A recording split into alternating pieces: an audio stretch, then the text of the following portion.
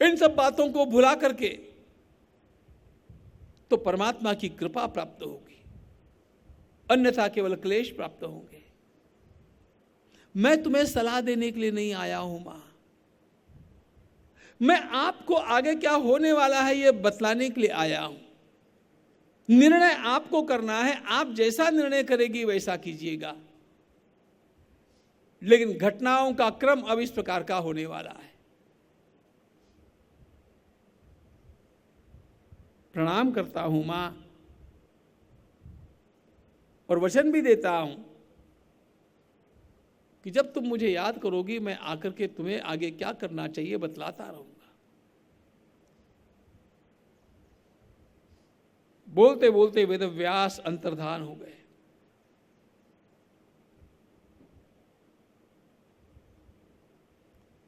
सत्यवती माता ने प्रातः काल में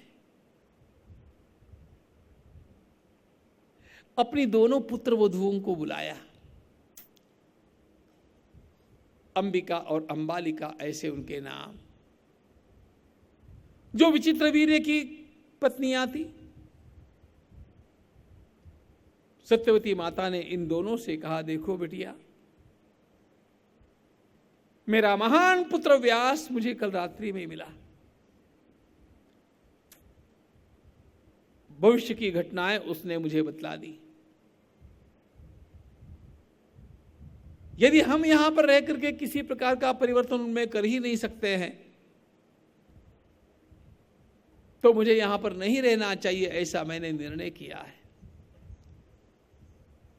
आप दोनों को बिना बतलाए मैं चली जाऊं यह ठीक नहीं है। आप दोनों मेरे साथ में चले ये मुझे नहीं कहना है। आप चलना चाहती है तो मैं साथ में ले जाती हूं, आप यहीं निवास करना चाहती है तो यहां पर रहिए, लेकिन बिना आपसे कहे मैं चली जाऊं ये ठीक नहीं। कल प्रातःकाल मैं हस्तिनापुर का त्याग करने वाली हूं। इतना लंबा जीवन देखी हुई ये तीनों विधवाएं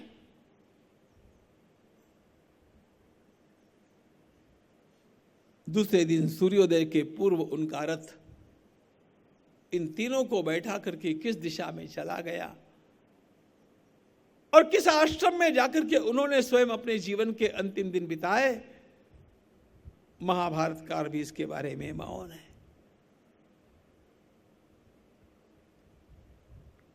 This is life. We have got to get ready someday. हम चाहे अपना घर छोड़ करके नहीं जा सकते हो, तब भी हमारे मन को निस्संग बनाने की आवश्यकता है।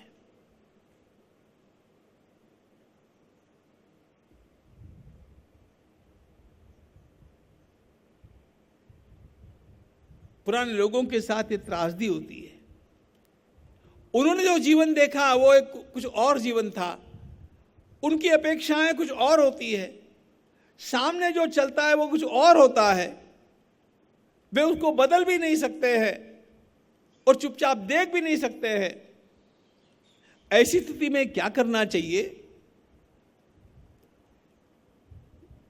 मराठवाड़ा के लोगों के लिए तो बड़ी अच्छी सुविधा है, भाई कुछ मत करो, ढालेगा वहां करके रह जाओ।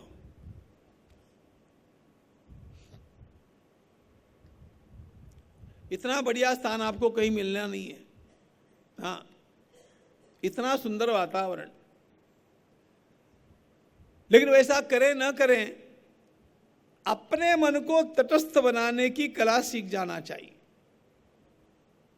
असंग शस्त्रेण दृढ़ेन चित्वा अनाग्रही। हम दृष्टा बन करके अपने घर में रह सकते हैं क्या?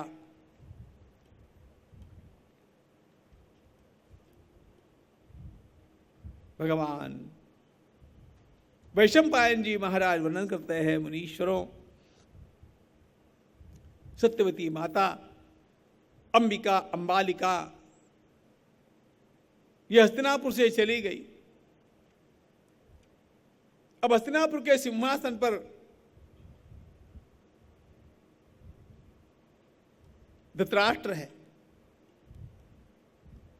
जिसको कभी किसी ने राजा नहीं बनाया था, लेकिन जो राजा बनकर के बैठ गया है।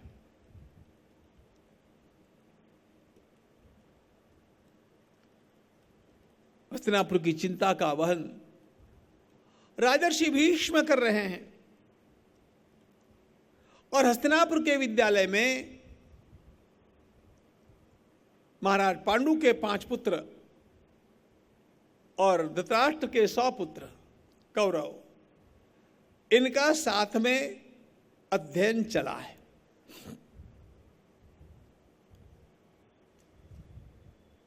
एक विशेष बात है, बाल क्रीडासु सर्वासु विशिष्टास्तेजसा भवन, जवे लक्ष्याभिहरणे भोज्ये पांसु विकर्षणे।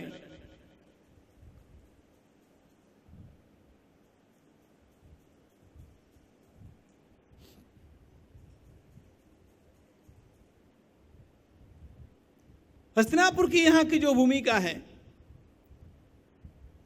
वो हमारे जीवन की भूमिका होती है। कुछ अच्छाइयां, कुछ बुराइयां हमारे जीवन में हमें एक साथ सम्मिश्रित रूप में मिलती है, और अब हम लोगों को निर्णय करना होता है कि मुझे किस मार्ग से जाना चाहिए। यहां का वर्णन बड़ा महत्वपूर्ण है। अब 5 पांडव वन में थे, वो अपना अपना जीवन जी रहे थे। 100 कौरव हस्तिनापुर में थे, वो अपना अपना जीवन जी रहे थे। देयर वॉज नो कंपैरिजन, कोई तुलना नहीं थी। लेकिन अब जब वे सब इकट्ठे खेल रहे हैं, इकट्ठे पढ़ रहे हैं, तो अपने आप तुलना होती है। तो अपने आप लोगों के ध्यान में अंतर आता है, और ये अंतर क्या आया? जवे लक्ष्याभिहरणे बाल क्रीडासु सर्वासु विशिष्टास्तेजसा भवन। ये 5 बालक कुछ विशेष तेज थे। दौड़ लगानी होती है, सबसे आगे दौड़ते यही जाते। बोझ उठा करके चलना है, ये सबसे अधिक बोझ उठाते।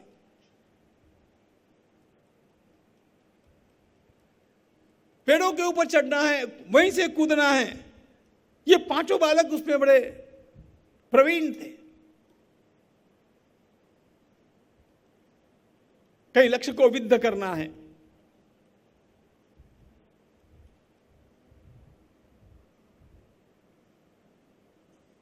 उसमें भी इनकी विशेषता दिखती थी। सहनशील भी ज्यादा थे।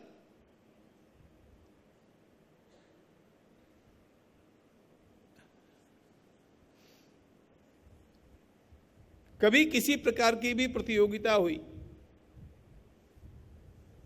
खेल हुआ, कुश्ती हुई, पांडव विशेष प्रवीण और प्रभावी।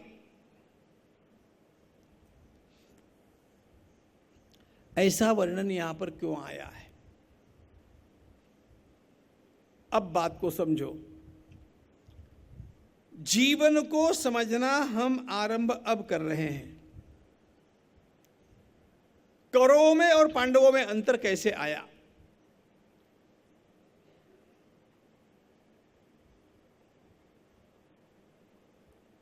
आपने कल का प्रश्न याद रखा कि नहीं, मुझे पता नहीं है। भगवान वेदव्यास जी महाराज से जन्मेजय ने प्रश्न पूछा था, ये सारे के सारे मेरे पूर्वज सज्जन थे, अच्छे थे, कथम समभवद्भेदः तेषाम अक्लिष्ट कर्मणाम तच्च युद्धम कथम वृत्तम भूतांतकरणम महत्। ये वो प्रश्न है जिस प्रश्न को मैं इस संपूर्ण महाभारत का रोडमैप समझता हूं।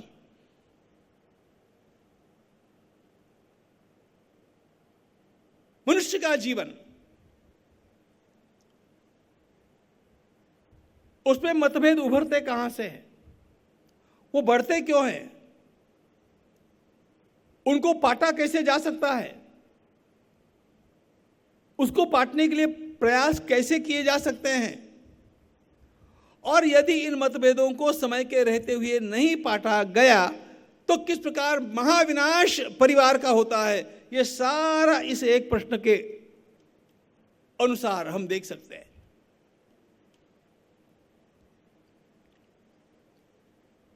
कथम समभवत भेदः, भेदः, भेद का अर्थ है अंतर, मतभेद।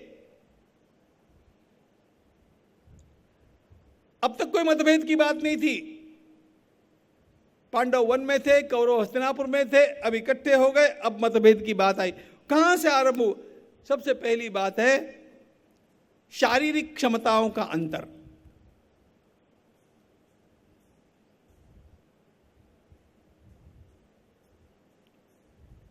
सौ कौरव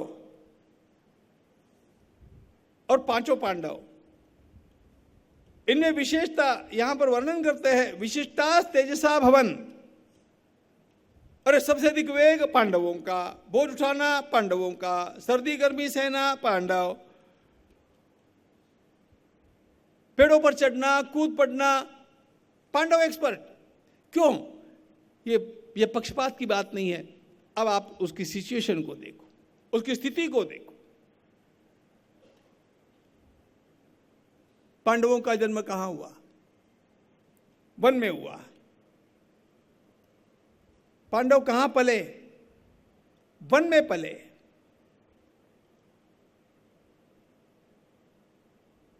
कौरवों का जन्म हस्तिनापुर के राज प्रासाद में हुआ, वे वहीं पर पले।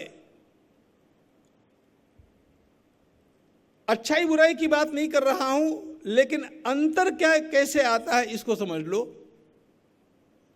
There is basic difference in the situation.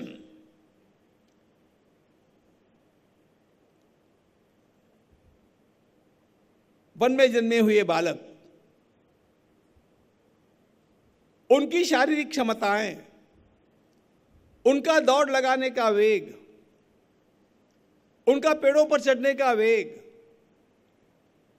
बोझ लेकर के चलने की उनकी क्षमता, ये शहर के बालकों से कभी भी अधिक ही अच्छी होती है, आज भी।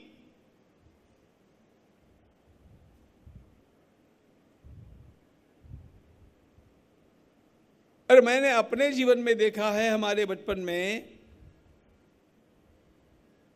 हम तो अपने गांव के स्कूल में ही जाते थे, लेकिन हमारे कितने साथी ऐसे थे जो 3-3, 4-4 किलोमीटर या मील दूर से रोज सवेरे अपना बस्ता लेकर के आते थे।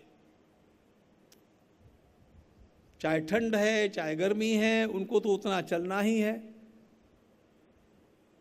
ग्रामीण बालकों में ये ठंड सहना, गर्मी सहना, अंतर चलना, ये क्षमताएं अपने आप विकसित होती है और ग्रामीण बालकों से भी अधिक विकसित हो जाती है वनवासी बालकों में। हमने कितनी बार गीता परिवार की ओर से उन दिनों में सब उपक्रमों में रहता था, सूर्य नमस्कार की स्पर्धाएं ली। शहर के बालकों से अधिक अच्छे नमस्कार ग्रामीण बालक करते हैं, उनसे भी अच्छे करते हैं वनवासी बालक। वो उनकी क्षमता है। पांडवों को यह सारा वातावरण, ठंड सहने का, गर्मी सहने का, अंतर चलने का, पेड़ों पर चढ़ने का, बोझ लेकर के चलने का बचपन से प्राप्त हुआ। यह इन कौरवों को प्राप्त नहीं था, इसलिए उनकी क्षमताओं में और पांडवों की क्षमताओं में एक अंतर तो था ही। यही बात कहते हैं विशिष्टा तेजसा भवन।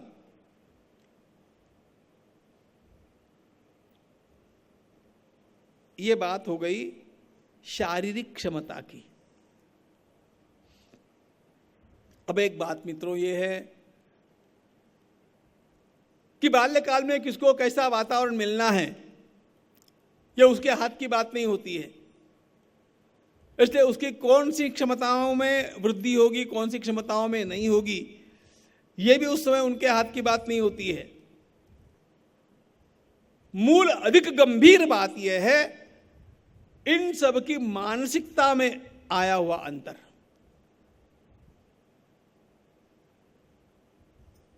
और यह अंतर कैसा है?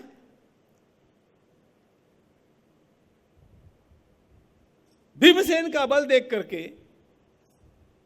भीमसेन अनेक कौरवों को साथ लेकर के और उठा करके पटक सकता है, ये सब देख करके, या पेड़ों पर कौरव चढ़े हुए हैं, भीमसेन जाकर के उनका उस पेड़ का तना हिला देता है तो सारे नीचे गिर जाते हैं। इन सारी हरकतों को देख करके ये लड़कपन है। दुर्योधनादिकों के मन में विचार क्या आने लगा? अब यहां से आरंभ है, रे इसको खत्म करना चाहिए। छोटा सा झगड़ा है, छोटे छोटे बालकों का खेल है, और छोटे छोटे बालकों के खेल के चलते हुए इन बच्चों के मन में यह विचार आता है कि ये भीमसेन है ना, इसको तो खत्म करना चाहिए। हत्या करने की वृत्ति की जागृति, हाउ इट केम। अब जरा ध्यान दीजिएगा, संपूर्ण महाभारत को आप पढ़ डालिए, कभी भी पांचों पांडवों में से किसी भी एक के मन में इस प्रकार का पापी विचार आया ही नहीं।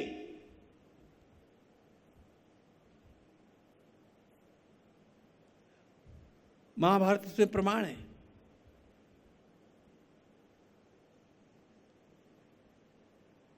किसी का बुरा मैं करूं,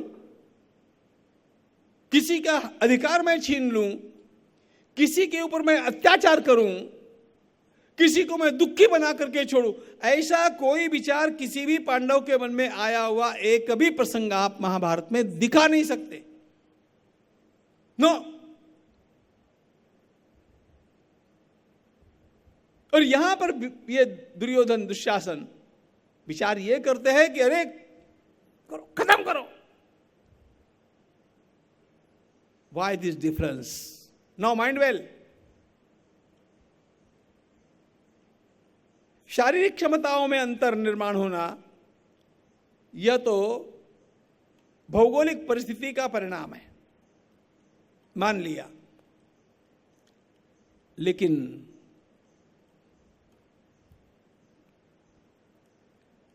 अब एक सीधी बात है ना, आज भी हम हिमालय में अनेक छात्रों को विद्यालय पहुंचने के लिए कितने किलोमीटर ऊपर से चढ़ना, नीचे उतरना, तब जाकर के विद्यालय पहुंचते हैं। अब उसके भीतर की क्षमता और जिसको ड्राइवर गाड़ी आकर के एकदम उसके स्कूल के सामने छोड़ती है, उसकी क्षमता, इसमें अंतर आएगा कि नहीं? ये तो आने वाला है।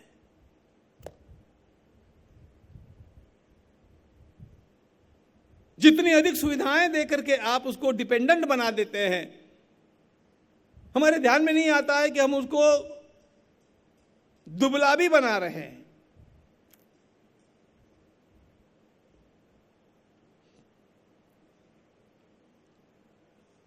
और इसीलिए तो जो बचपन से सारी प्रतिकूलताओं को झेलते झेलते आगे बढ़ते हैं ना,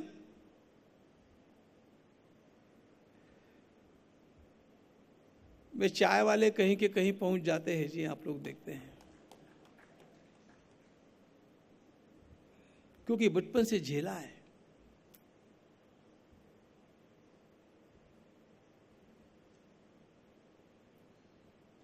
लेकिन ये हो गई शारीरिक क्षमताओं की बात। मानसिकता का क्या है? अब जरा याद कीजिए, पांडव रात दिन अपने माता पिता को देखते हैं। महाराज पांडु ऋषियों की सेवा करते हैं, ऋषियों के प्रवचन सुनने के लिए बैठते हैं। छोटे छोटे पांडवों ने बचपन से इन ऋषियों को देखा, उनके निरागस जीवन को देखा, उनकी सादगी को देखा, झूठ छल कपट का व्यवहार देखा ही नहीं, अपने माता पिता को उनकी सेवा करते हुए देखा। और उसका परिणाम बचपन में बालक जो देखते हैं और जो सुनते हैं, वे संस्कार उनके लिए अपने आप सुदृढ़ हो जाते हैं। अब पांडवों ने तो ये सब देखा, कौरवों ने क्या देखा? बड़ी विशेष बात यह थी,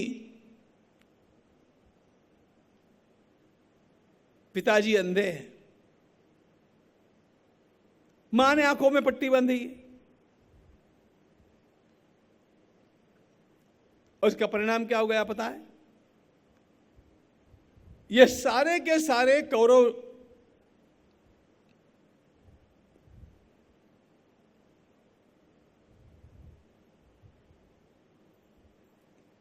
अपने लाडले मामा जी के हाथों में आ गए, जिनका नाम शकुनी। शकुनी इन सब का लाड प्यार करता है।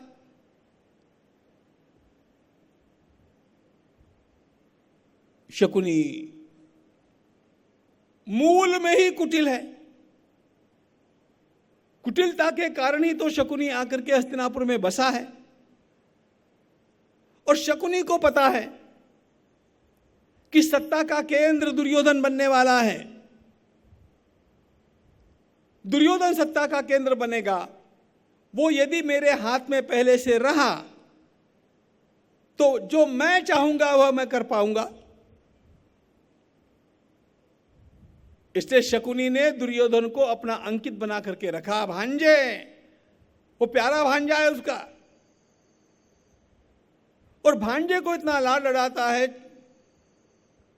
अपने आप ही भांजे के मुख में वे ही शब्द आ गए जो मामा जी के मुख में थे। अब कल्पना करो, आप अपने स्वयं के जीवन को देखो। यदि आपने बचपन में गालियां सुनी होगी तो आपके मुख में आज भी गाली आ जाएगी। यदि आपने अच्छे अच्छे शब्द सुने होंगे तो आज भी आपके मुख में अच्छे शब्द आ ही जाएंगे। बचपन में हम क्या सुनते हैं अधिक से अधिक? बचपन में किसके सहवास में रहते हैं अधिक से अधिक?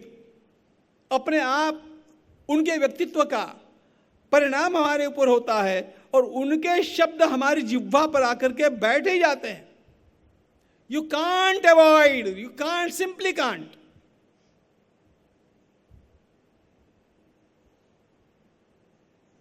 यदि एकदम बचपन में आपने गालियां ही गालियां सुनी तो कभी न कभी तो आपके मुख में से आ ही आएगी। फिर आने के बाद शायद आप अपने को रोकेंगे, अरे मैं अभी क्या हूं और मेरे मुख में कैसे आ गया। आप बाद में अपने को रोकने का प्रयास कर लेंगे कदाचित, बट इट्स कम ऑटोमेटिकली। यही संस्कारों का प्रभाव है और ये बचपन में किया जाता है।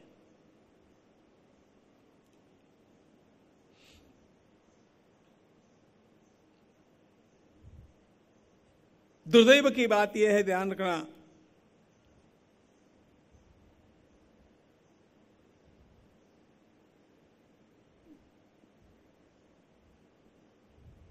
मैंने आपको पहले ही कहा, गांधारी माता के बारे में मेरे मन में बहुत आदर है। गांधारी माता के बारे में भगवान श्री कृष्ण के मन में भी अत्यंत आदर है। महासती च गांधारी। लेकिन मैं एक बात आप लोगों के समक्ष मेरे चिंतन के अनुसार स्पष्ट कर देना चाहता हूं। मुझे बहुत बार ऐसे लगता है कि गांधारी माता ने अपनी आंखों पर जो पट्टी बांध ली थी, अपने पुत्रों की भलाई को सोच करके उसे वह पट्टी शिथिल करना आवश्यक था।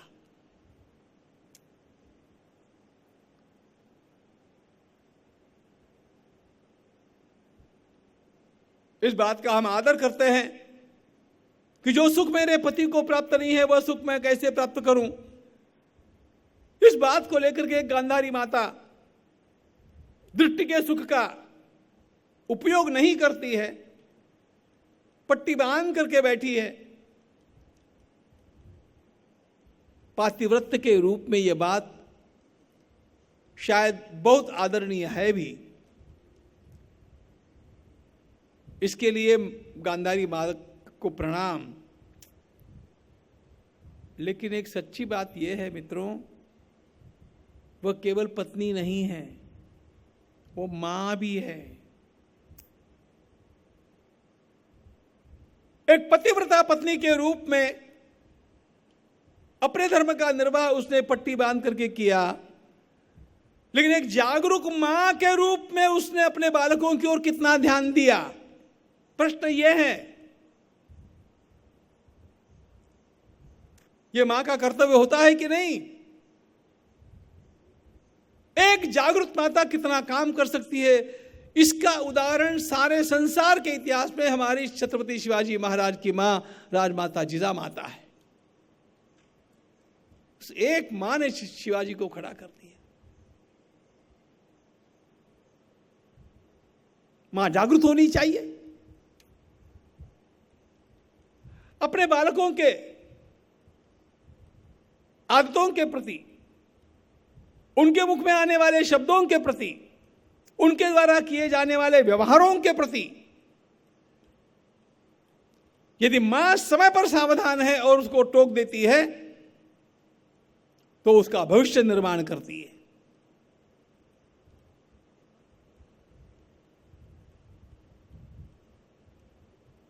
गांधारी माता की क्षमा मांग करके भी मुझे यही कहने को मन करता है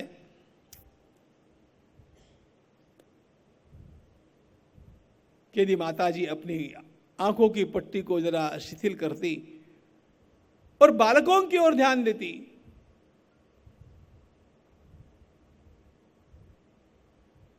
तो कौरवों का भविष्य कुछ और हो सकता था, जो उसके द्वारा नहीं किया गया।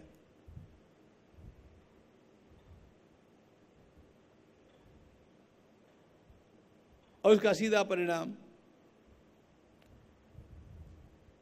पिताजी अंधे हैं,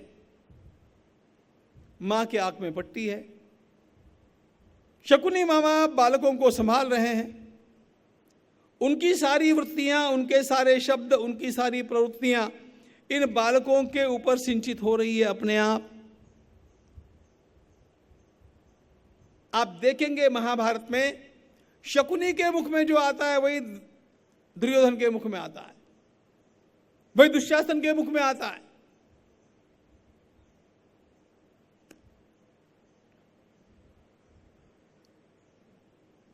और इसका परिणाम यह हो गया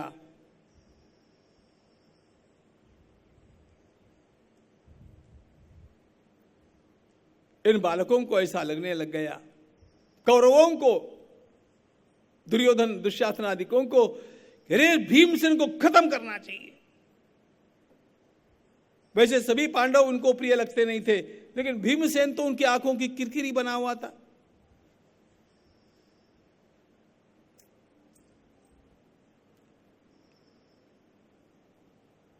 मैं एक बात की ओर ध्यान आपका और आकृष्ट करना चाहता हूं।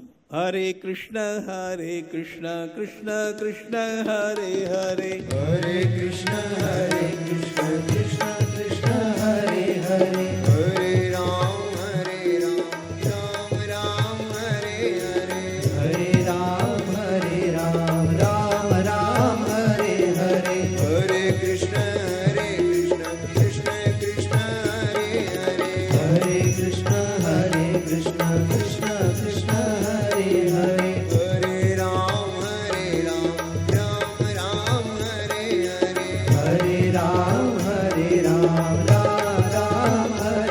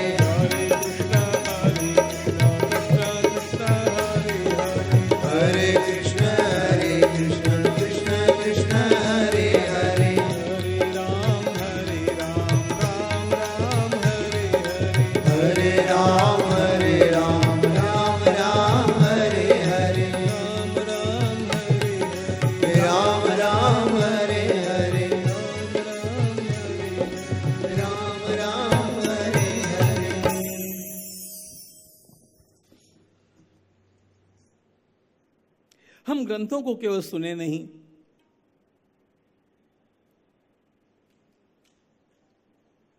ग्रंथों का थोड़ा सा विश्लेषण भी करना सीखें।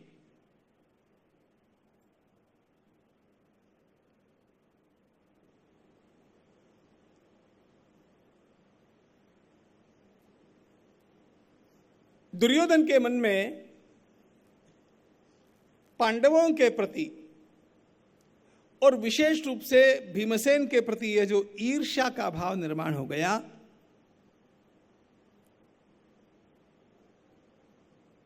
इसका कुछ कारण बड़े लोग भी हैं।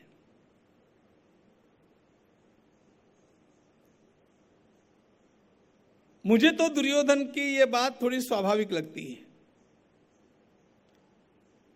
आप विचार कीजिए, मैं जिस ढंग से सोच रहा हूं आप जरा विचार कीजिए।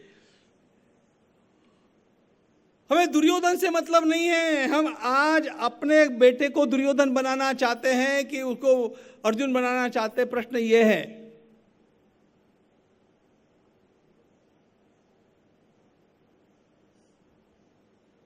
घटना क्या घटी? कल्पना करो,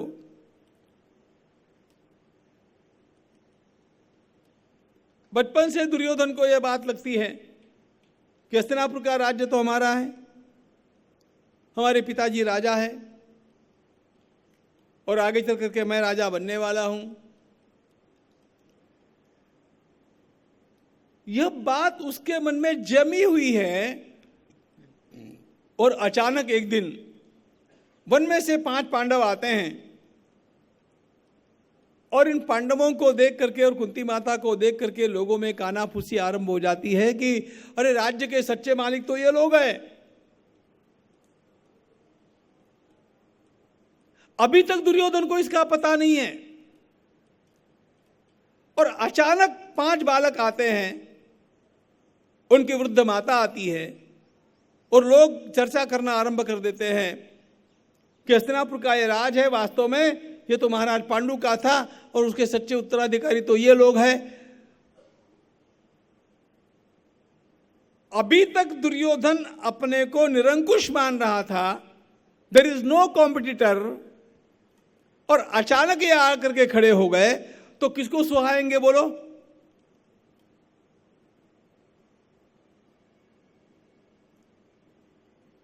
बचपन में कभी भी इन सब बातों का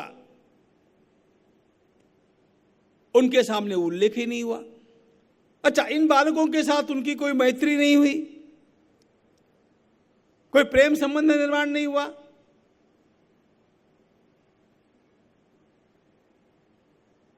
यदि इन बालकों के साथ पहले से प्रेम संबंध होता, इनका परिचय होता और यह पता होता कि ये हमारे चाचा जी के बेटे हैं, इनके पिताजी राजा थे, उत्तराधिकारी ये भी हो सकते हैं, तो एक मानसिकता तैयार रहती है।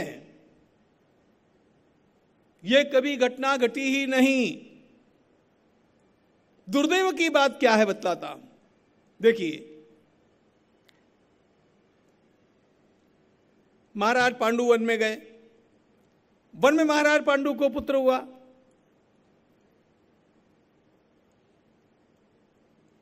अरे वास्तव में महाराज पांडु को लौट करके आना चाहिए था, हस्तिनापुर का सिंहासन उनका सिंहासन था, लेकिन चूंकि महाराज पांडु डिप्रेशन में चले गए किंदम ऋषि के शाप के कारण, वे लौट करके आने के इच्छुक नहीं हैं। ऐसी स्थिति में धृतराष्ट्र का क्या कर्तव्य है बोलो? आपके परिवार में दूरस्थ कहीं अच्छी घटना घटती है तो आप जाकर के उनका अभिनंदन करते हैं कि नहीं? कभी मिलते हैं कि नहीं? कभी बधाई देते हैं कि नहीं? कभी बधाई मांगते हैं कि नहीं? This interaction is very important.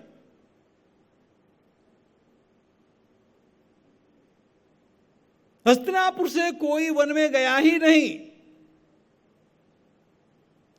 Yudhishthir का जन्म हो गया, भीमसेन का जन्म हो गया, अर्जुन का जन्म हो गया, सबका कोई गया नहीं मिलने के लिए। उत्तम पुरुष का कर्तव्य यह होता था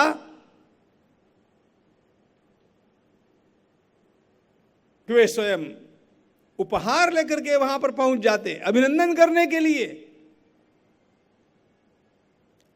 हम करते कि नहीं ऐसा बोलो? अच्छा नहीं किया। कम से कम बीच बीच में उन बालकों को हस्तिनापुर बुलाया जाता। हस्तिनापुर के बालकों को शायद वहां के वातावरण का अभ्यास नहीं होगा, लेकिन वहां के बालकों को तो बुला सकते थे।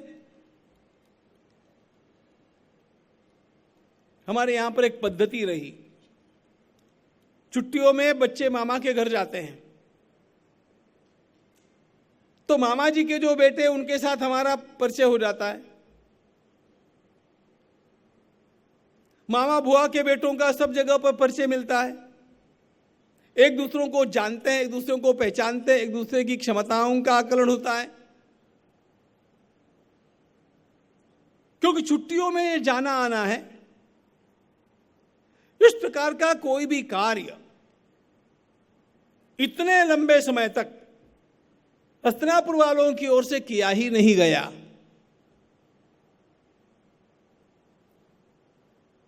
और वो न किया जाने का परिणाम ये हुआ कि बचपन में इन बालकों का आपस में मिलना हुआ नहीं, खेलना हुआ नहीं, खाना पीना हुआ नहीं, एक दूसरों के मन मिले नहीं।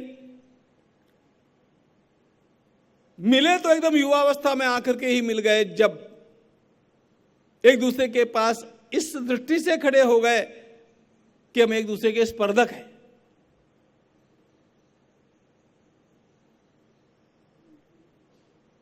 ये किस लिए बोलना है? ये इसलिए बोलना है कि हम अपने परिवारों को यदि वास्तव में सही ढंग से संभालना चाहते हो तो बालकों का आना जाना, साथ में रहना, साथ में खाना पीना, साथ में खेलना, ये सारी क्रियाएं अत्यंत आवश्यक हैं। इसके बिना आप परिवार को बांध नहीं सकते।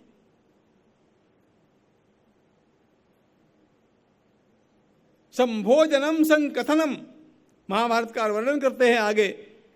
साथ में भोजन किए बिना, साथ में बैठ करके गपशप लड़ाए बिना, साथ में खेले बिना एक दूसरे के मन मिलते नहीं है। कौरव पांडवों के बीच में यह खाई इसलिए निर्माण हो गई कि यह कभी किया ही नहीं गया। और यह गलती कौरवों की नहीं है, यह गलती पांडवों की भी नहीं है, यह गलती हस्तिनापुर के बड़ों की है।